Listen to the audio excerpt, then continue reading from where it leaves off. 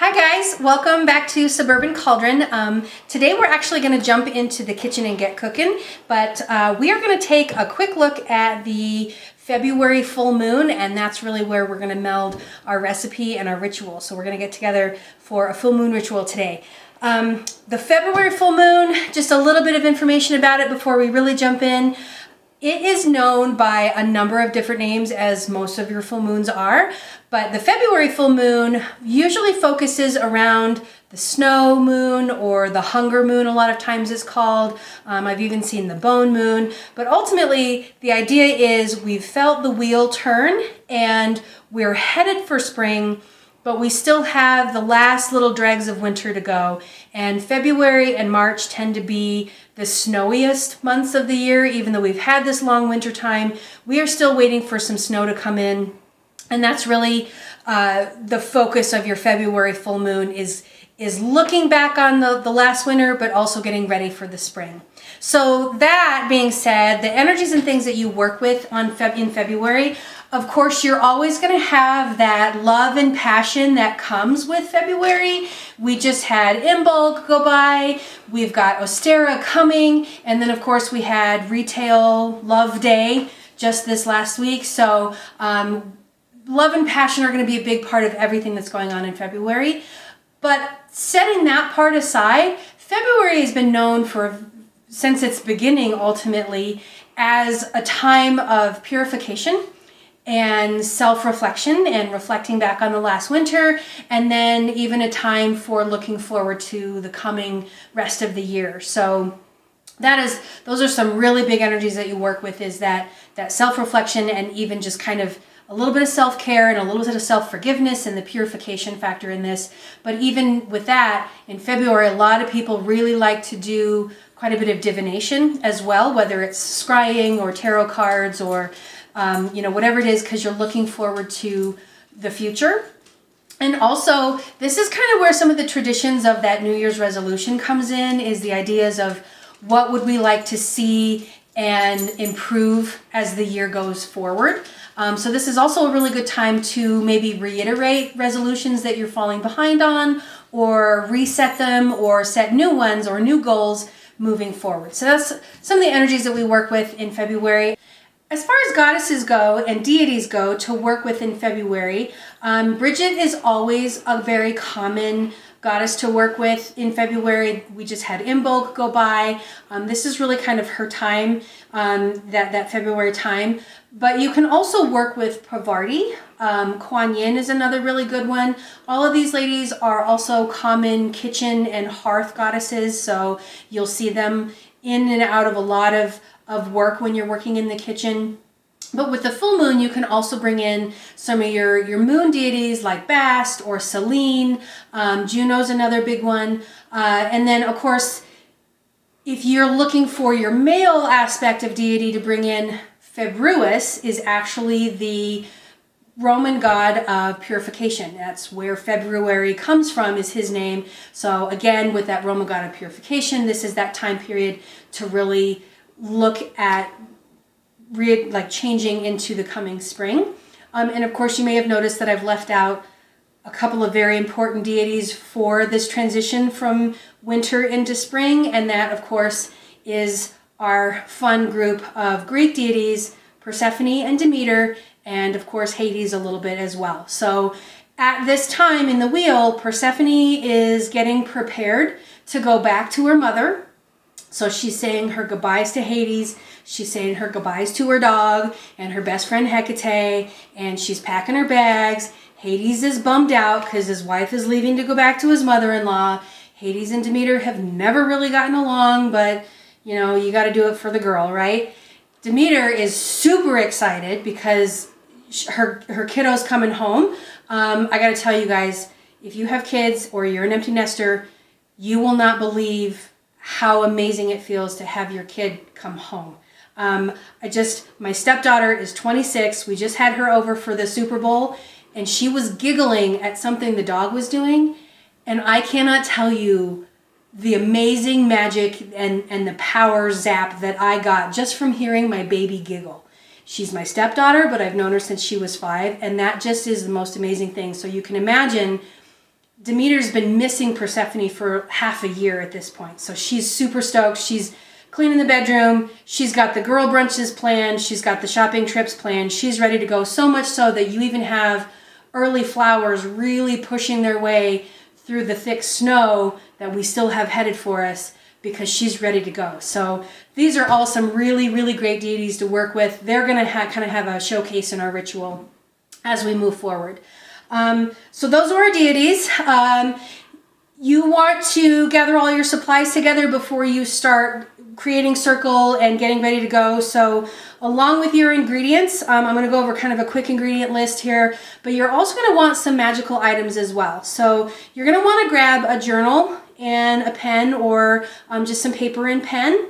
And then you're also going to want to maybe grab whatever divining or divination tools that you use, whether it's tarot cards, or if you read tea leaves, this is a good time to start your tea going, that kind of thing, just so that we can do a little divining at the end of everything. Okay, so before I get really in depth on the ingredients, I want to talk a little bit about the recipe that we've picked out today and why and where it's coming from. So if you think back before we had grocery stores, we had to really be ready for the idea that through the winter, fall and winter, our produce was not fresh every day. We didn't have access to fresh produce every single day at the click of a mouse. We couldn't just call DoorDash and be like, hey, can you bring me some carrots, right? So at this point, we've had these food stores get us through winter time, but we're right at the edge of where things are starting to go bad. So we're having to get creative with what hasn't gone bad in food storage yet, or what hasn't been used up. So typically these are going to be your root vegetables, potatoes, leeks, onions, a lot of beans, lentils. These are all involved in that. And then even your meat stores are getting really low, and your protein stores are getting really low. So you're having to look at what kind of protein sources do we have that can add to that. You're going to end up with a lot of your dried meats or things on that nature, but also other animals or other protein sources that you can maybe bring in. And chicken is a big one. So, chickens are a pretty hardy animal anyway, and they can handle some pretty decent wintertime weather. And when it gets really bad, we can bring them into a barn or into an area where they can still be chickens, but also not necessarily freeze to death at the same time. So, what we're doing is I'm going to take a little bit of that inspiration and we're going to make an onion dish. The reason I chose the onion is, well, because it's an onion, but on top of that, that beautiful round white shape, it's kind of reminiscent of the full moon that's in the sky. So that's kind of why I went this direction. And we're looking at a really beautiful traditional dish, the French onion soup. If you're not familiar with French onion soup, it's a beautiful brothy soup that gets its flavor notes from caramelized onions. You have a lot of the onions in there. It's a real rich, dark brown soup. It's typically served in a crock that has a little slice of like a crusty baguette style bread over the top, and then you have a layer of melted cheese on top of that. So if you've been in a restaurant and seen somebody walk by and you think somebody got just an entire bowl of melted cheese, likely it's a French onion soup that you're seeing walk by. So we're actually going to take some inspiration from the French onion soup, and we're going to bump it up a little bit, and we're going to add some protein to it and make it the main dish for our meal for the full moon. So we're going to add some protein, we're going to throw some chicken in there, and we're going to make what we're calling a French onion chicken bake. This recipe I found online, and I will put the link in the comments, and I'll also try to put together a ingredients list to put in the comments so that you'll have access to all of these. But this comes from let me get this right, I don't want to screw it up, biteswithbrie.com. So this is a really good one. And I'm going to add a few, like 3 little ingredients to it just to amp up the magic with it, to add it into our ritual. Ingredients that you're going to get together for our French onion chicken bake. We're going to start with a couple tablespoons of butter. We're going to do about a teaspoon of granulated sugar. And then you need 3 to 4 medium onions. And I like to go with the yellow sweet onion just because it does have a little bit of that sweeter flavor to it. White feels a little pungent, and red is just super sharp and tends to be served raw as opposed to cooked. So I go with the yellow ones. You want these thinly sliced. You don't want them in chunks or pieces. You want a nice, beautiful slice to it, but you don't want it too wide so it takes a long time to cook. And this is the hard part because you also don't want it so thin that it just scorches in your pan, because these are going to be in the pan for a little while we're waiting for them to caramelize. So once you get all of that, you also are going to need, we're going to use salt and pepper, Italian seasoning.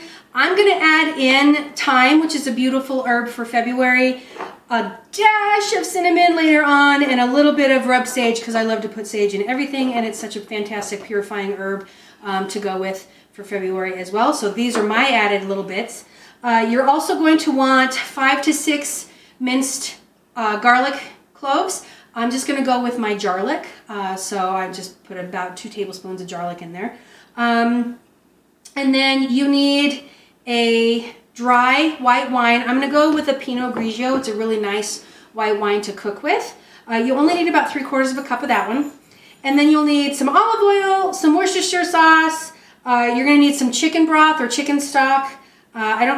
He's here. And then a little bit of cornstarch. And we're going to finish everything off with some Gruyer cheese and mozzarella cheese. And don't forget the chicken breast. So you're going to want about 3 medium chicken breasts. The chicken breasts that I got were really large, so I've actually cut them in half, so I would get 6, but then I've also cut them like thickness wise as well, so I actually have 9 pieces of chicken. So it's going to make a little bit more. If you're a Weight Watchers, that's that perfect almost hand amount of protein that they all talk about, and it's just that right thickness to it. The reason I do this is because a lot of times you'll get chicken breasts that are really wide on one end and then they narrow down on the other. And that can be a struggle when you're cooking things, because one end is not cooked while the other end is drying out. So if you can uniform the thickness of your chicken a little bit better, it helps a little bit. Plus it makes a few more servings to work with on that aspect. Okay, so these are our ingredients we're going to get together, and then we're going to get started on our ritual, and we're just going to jump into it. All right, guys, so getting ready for ritual and getting ready to cook. First thing we're going to do is our standard ritual stuff. So we're going to create circle. Creating circle in a kitchen can be tough, as we talked about in previous videos. With the kitchen being your focal point of your house, it can be really hard to protect your space. Sometimes it's just it's easier to just let people know, hey, I'm going to be working some stuff in the kitchen, kind of hang out. Remembering that pets and kids, they kind of have free reign in and out of circle. It's just their energies don't disrupt things as much as adults or even older teenagers can. So we're gonna create circle. We're gonna call your quarters and call your deity, and however you want to work that. So when I create circle for the February full moon, I literally embrace my inner Elsa, right? So I don't know if you want to use your finger. Some people point, some people use their hand. I just kind of use my hand. If you have a kitchen spoon, these work great as your kitchen wand. So as you sweep around, you can create circle that way.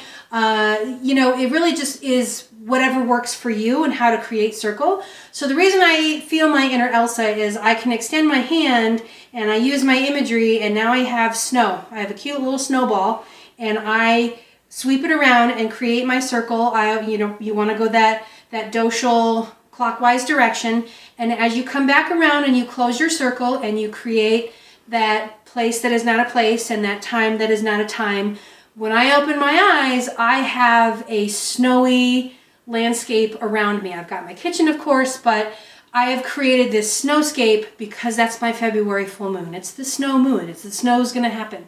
So we're feeling our inner Elsa. This is not the scary, horrible blizzard.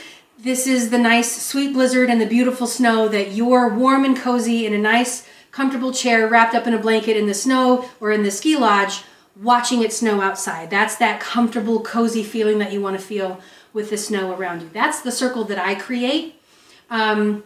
So once you create your circle, you want to call your quarters. I start in the east and move around to the north. Some people start in the north and move around to the west. So however you want to do it, remember your elements. I call my elements. So east is air, south is fire, west is water, and north being earth or ground, or however you want to kind of phrase that for yourself. And then of course I finish off with spirit, which is all directions, all elements, And then I call in my deities, whoever I'm working with. Today, I call in Februis, and or I'll call in Persephone, Demeter, and Hades, however they want to come in. The words that I use to call everybody in, I use the same spiel. It just, if I do it that way, it makes it easier to remember as I'm calling each quarter. So the words that I'm using are, I ask that you join me over my stove and oven today as we celebrate the snow moon and recognize the snow or the winter that has just passed, and look forward to celebrating the light and the return of the warmth and the light as it comes in. Welcome and blessed be. That's literally, I mean, that's what we're just throwing out there, and we're just welcoming everybody in. Again, really use that imagery and really imagine all of these elements and these personifications of the element manifesting in your space, because they're going to help you. Okay. So we got our quarters called, we got our deities here with us, and we're ready to get cooking. So let's jump in. We're going to start with, we're going to get some heat going here. We're going to put this on a medium-high heat, and we're going to add in our butter and the granulated sugar. The sugar helps to caramelize the onions and make it that beautiful caramely brown color. And the butter, of course, keeps things from sticking too bad. But the onions are going to take quite a while to cook while we're doing this. If you happen to live in a household that needs no sugar, low sugar, something like that, you can absolutely leave the sugar out, or you can kind of half and half it and substitute it with something like a stevia, or, you know, something sweet along those lines. I think monk fruit would probably work as well. Just something that gives that sweetness and helps to caramelize, but it will cut some of the sugar back, or you can completely eliminate it. It does still work with the butter. It's just not quite as sweet or caramely in the long run.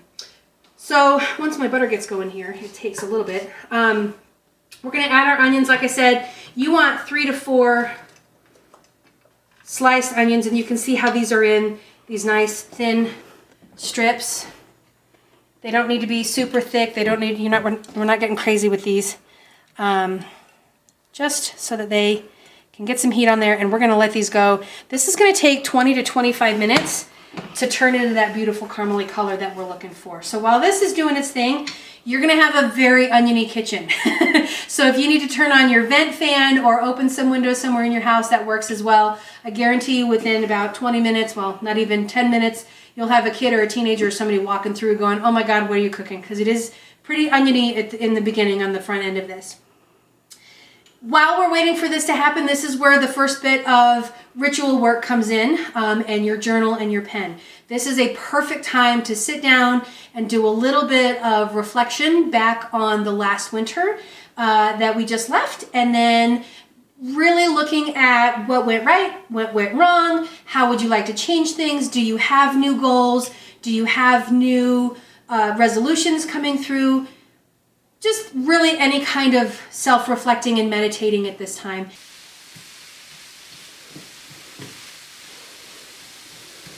While the onions are cooking, this is a perfect time to do a little bit of our first piece of work for our ritual, which is that journaling. So that's why the journal or the paper and a pen, we're gonna really look at the February full moon and looking back at the last winter that we have just been through and gotten through, and looking forward to the spring coming up. So this is really kind of a self-meditation, self-reflection, but also, you know, a little bit of that self-forgiveness too at the same time, just in senses of what went right, what went wrong, how could it have gone better, things that I would like to change, any of those things. We're just kind of purifying and getting that out and really doing that self-reflection part right here. Our onions are going to take about 20 minutes to cook anyway. This is the perfect time to get that done.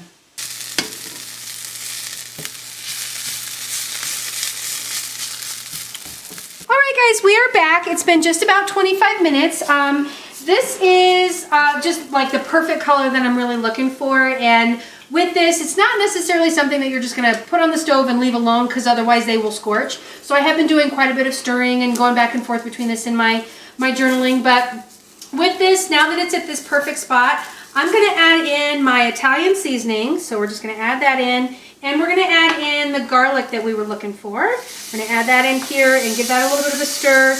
And then we're gonna let it just kind of cook down a little for about 2 to 3 minutes. And it's gonna get super stinky, but it's beautiful because that garlic is the best smell, especially with that Italian seasoning.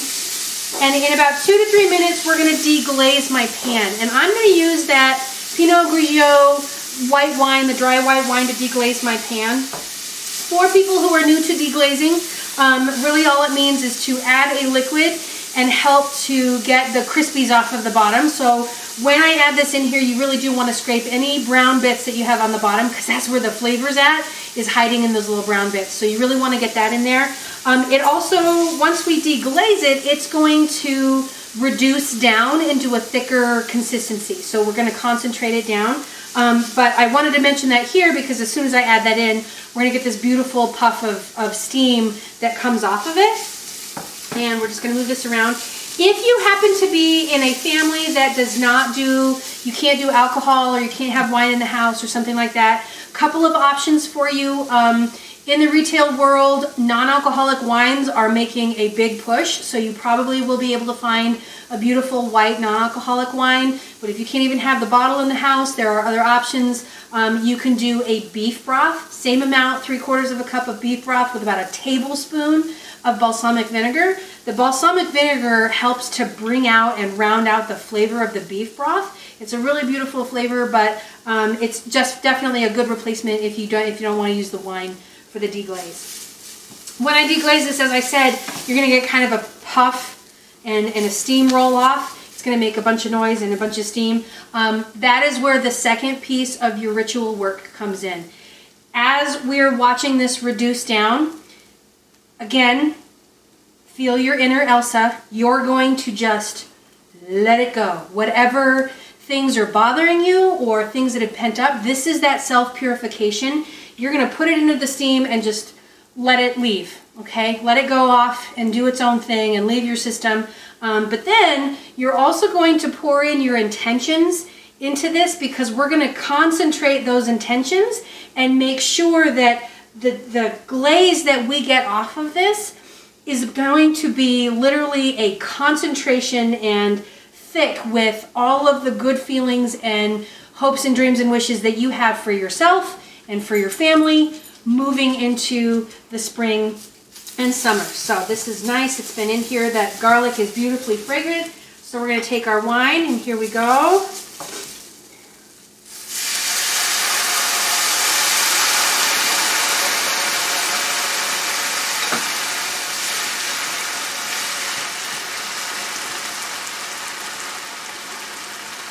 Let go of all of those nasty feelings and any bad intentions or bad things I want to let go. This is that purification, and this smells amazing because who doesn't love the smell of wine when it's boiling off of things? And then we're just going to let this go and reduce down. It takes 5-6 minutes. It doesn't take very long for this to boil itself down and really concentrate. You just want to move things around, like I said, really get a good scrape on the bottom and get those little crusty bits off of the bottom to make sure you get all of the good flavor that this is going to create as you come together.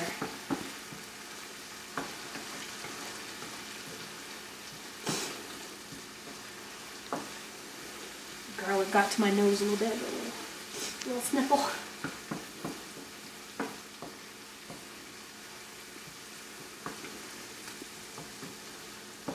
You can see, I think that it's really boiling down, making this beautiful glaze coming down. So when I poured it in here, it had about maybe 1/2 inch of liquid in it, and now it's really boiling down. It's just getting nice and beautiful. Pretty glaze. This is the exact color you want for your French onion.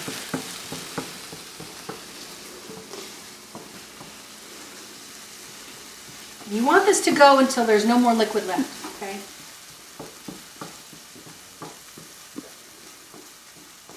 And we're just about there.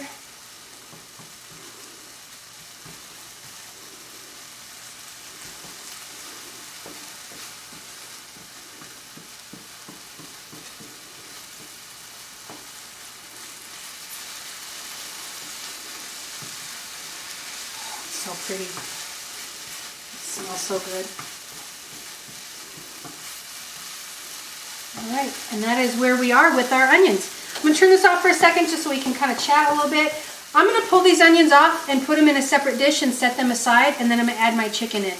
Before I do that, I do want to mention this dish is going to go in the oven once we're finished with everything. So if you have an oven-safe pan or skillet, that you can absolutely use that, and then we just put everything in the same dish and it goes right in the oven. For me, I'm going to take all of this out once I'm finished with it and transfer it to an oven-safe glass baking dish so that I don't have a cast iron pan. I mean, I love cast iron, but it can be a little bit of a hassle to take care of, especially in your standard kitchen once you get to that need for the seasoning and all of that. So if you have an oven-safe pan, go for it. Obviously mine is not, so I'm going to transfer everything to a different dish in just a little bit. So from here, I'm going to go ahead and pull my onions off. Just set them aside. Okay. Pan's going back on a little bit of heat here, and then I'm just going to add a little olive oil to it. And while I'm getting my oil warmed up, I'm going to salt and pepper and season my chicken. Oh, my olive oil is brand new. Look at that. Ready to go. All right, we're going to a little olive oil to my pan, get that nice and warm, and then I'll season my chicken up. With your chicken is where you're going to add in your thyme and your sage with the salt and pepper.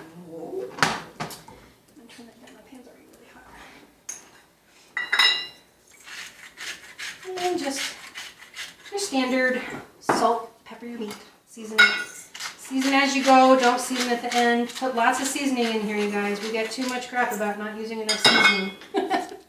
So let's do it. Let's get crazy with all this. All right, I like to use my tongs so I'm not getting my fingers on everything. And especially with chicken, I get tired of washing my hands 9,000 times. But do it. Wash your hands. Don't transfer the good to bad food.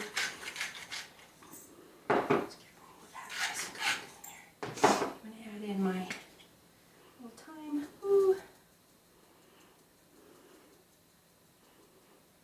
And my sage, because you gotta sage everything, right? A lot of times with these little things, if you turn your canister and hold your lid, you get a little more seasoning that comes out. Just make sure that you tighten your lid all the way, because I have tried to pull the lid off of these and dump sage everywhere before. So now that our oil is good and hot, it's probably a little too hot, but that's okay. We're going to add our chicken in. When we add our chicken in, it's going to go in, and it's only going to take about 6 to 7 minutes. And what we're doing, it's very similar to when you sear your beef before you put it in the pot roast. We're just trying to lock in the flavor for our chicken. So we're going to go like 6 to 7 minutes for these guys. Some of them are a little thin, so they might get like 5 minutes on each side. But you just want to put them in and let them do their thing. Let them sear up a little bit on each side. When you pull your chicken out, it doesn't sound like 5 minutes is enough time. It's not, because we're going to turn it over for another 5 minutes. And then when we pull this out, your chicken is going to be mostly cooked, but not all of the way cooked. And that's because we are going to put this in the oven and cook it the rest of the way. So, there's a little bitty guy in here. I don't know what he's doing. He's getting crazy. This last piece. There we go. All right, I'm going to put my pan away, and we're going to let these go for 6 to 7 minutes both times. Okay, so these have been going about 5 minutes on this side, and I'm just going to flip these over, and you're right. I did not season these enough on the other side. I should have, but I was in a little bit of a hurry just because my pan was getting a little too hot. So just flipping these over, and you can see that beautiful caramely brown color on most of these guys coming over. That's what we want. So once we get these flipped, they're going to go another 6 to 7 minutes, and then we're going to get them in our pan, and we're going to start adding other stuff to it. Okay, so while these are going here, I'm actually going to go ahead and mix up the broth and the sauce that's going to go with these. Okay, so that's where we come in with, I'm going to set these aside over here so they don't get messy. That's where we come in with our chicken broth, the Worcestershire sauce, and a little bit of the cornstarch. The cornstarch is what's going to really thicken this up while it cooks, but you want to whisk it together just so that it's not clumpy in your broth. And then we're going to add, that's where we're going to add in just our little dash of cinnamon, so that last little nod to February with our herb there. Okay, so we're gonna take that. We're gonna add in, I forgot my measurements. I want a tablespoon of Worcestershire and about a tablespoon of cornstarch. So I'm not measuring, I should. There we go, that's about a tablespoon.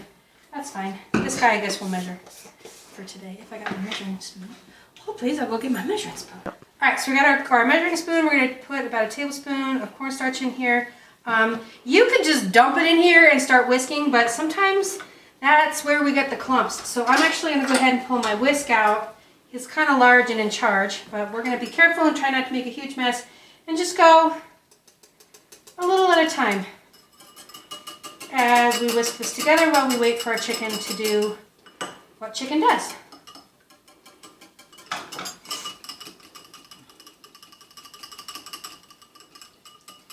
Last little bit.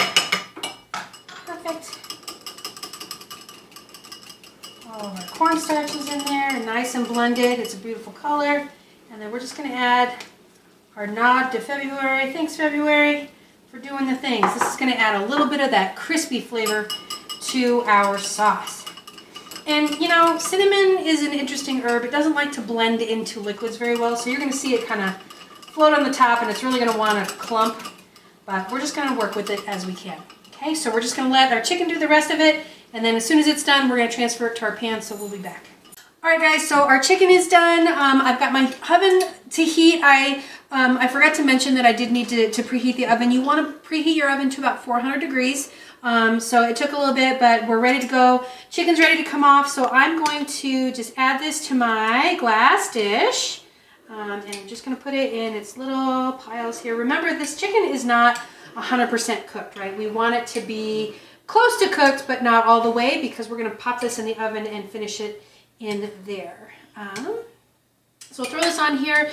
While we do this, the other things that we've got going on is we're going to add to the top of our chicken, we're going to sprinkle on the onions that we cooked, and then we're going to top it off with a little bit of cheese. And then we've got a beef, that beef sauce that we made as well. So we're going to top that off with everything as well. So this is all on here.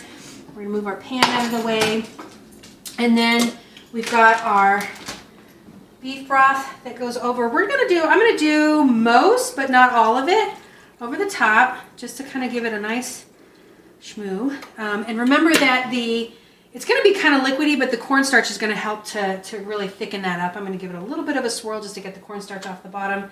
And then we're gonna add in, we're gonna sprinkle over the top our onions. Remember what's in our onion bowl, guys. This is our condensed, concentrated, good feelings and intentions for our families. So as you're putting this in here, you can even say to your bowl and to your dinner, I add to this meal love and affection and success for my children, success for my husband, whatever it was that you put in here, that's going on your chicken. All right, and we're just going to sprinkle this on, a little bit on each little birdie here as we go along. This is going to be super tasty, and it's a beautiful, beautiful color. I'm just so excited about the color of this. It wants to kind of clump a little bit, but you can kind of spread it out just a little on each little breast. As we go. Here we go. He's getting on there. And then again, we're going to put the rest of our broth over the top. He's got kind of a bunch, so we'll spread him out a little. I talk to my food all the time, by the way, while we cook. If you're not talking to your food, you're not really cooking. It smells fantastic. That little bit of cinnamon in the broth is talking to me, and it's beautiful. So add the last of our onions to these guys. And that's what we are looking at. It's gorgeous. Add the last little bit of broth on here. Move some onions into place. And just add these on. Get some of that cornstarch going. There we go. Now he's going.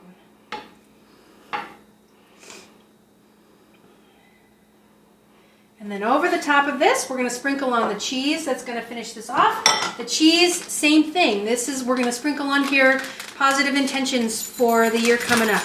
Up, and I got my IRS agent just showed up, so we'll give him a little bit of tax. Don't forget to pay the taxes. And we're just going to put a little bit of cheese on each little bit of chicken breast, just to get it a good, nice mix. I'm using a mozzarella. You can also use a Gruyer cheese. You can also use a Gruyer cheese that works really nicely. It's got a nice smoky flavor. Sir, thank you. Nice smoky flavor to it, and it's really going to melt really nicely, and your mozzarella does kind of the same thing. It doesn't have quite the smoky flavor that your Gruyer does, but it's still just a beautiful, smooth flavor. We're going to dot that onion in there and really get this going. My tax man is really intense today, so I'm going to give him a little more taxes, and then we'll pop this in the oven. This is going to take about 15 minutes in the oven, and then we'll pop that back out. While it's in the oven, this is a really good time to take a minute and maybe do a little bit of divination. So you'll remember that in the beginning of the process, we talked about getting your divination tools out. You got about 15 minutes to hang out and do this anyway, so this is a really good time. So I'm going to grab my tarot cards, pop this in the oven, pay the tax man, and we'll be back. All right, guys, this is done. It did actually take about 30 minutes to get all the way done. I think some of my chicken was on the colder side, but this is wonderful. Always, always, always, anytime you're cooking chicken, make sure that you are checking it with a meat thermometer, and you know poultry needs to be about 165, so make sure that it's cooked to the right temperature. But this looks fantastic. I'm going to get this plated up and take a bite. Before we do that, don't forget, we created circle. So remember to open circle, release your quarters. Remember to do the, go if you must, stay if you will kind of thing. Blessed be. And release your quarters as they leave. All four quarters, Lord and Lady, and then open your circle. For me, remembering that we did that beautiful snowscape for the circle, the way that I'm going to open circle is just with my imaginary snow shovel, and I'm just going to scoop a bit of snow out of the way and dump it like I would if I were shoveling my walk, and now my circle is open and yet unbroken, and I can move on with everything and feed my family. Couple of side notes on this particular dish. Side dishes, if you want to put something together, a nice green veggie will work because we do live in an era where we have fresh produce. So a nice green veggie, steamed veggie will work really nicely. But if you really want to stick with the theme of the snow moon, you can look at maybe a really tasty mashed potato, or like an onion and chive mashed potato or something like that. That would be a really nice side dish to go with this. And then the other thing I want to mention is, we all know that kids are not always the best friends with onions. So if you talk to them about, hey, we're having onions for dinner, and they're freaking out, some options and some things that we can play with kids, you can, instead of the chicken breast, you can maybe make a chicken tender and then serve this with the sauce and some of the onion mix that we made as a side dipper, or you can see if they'll just eat it layered on the tenders as you cook them, or you can also, I've seen some people just step away from the chicken bake and go with like a chicken sandwich or a grilled cheese sandwich, serving a French onion soup on the side as well. So that can sometimes be their dipper instead of your tomato soup that everybody loves to have with their grilled cheese sandwich. Go with the French onion soup, and it's got that beautiful cheesy top on top of it, and the cheese in the grilled cheese sandwich is going to be really tasty as well. So sometimes that can cut some of the sharp oniony flavor as well, make it fun for the kiddos. Like I said, guys, I'm going to get this plated up. I'm going to open my circle, and we're going to get going. This looks beautiful. It smells fantastic. So thank you so much for joining me. Merry meat, merry part, and of course, we'll see you next time. So merry meat again. Bye-bye.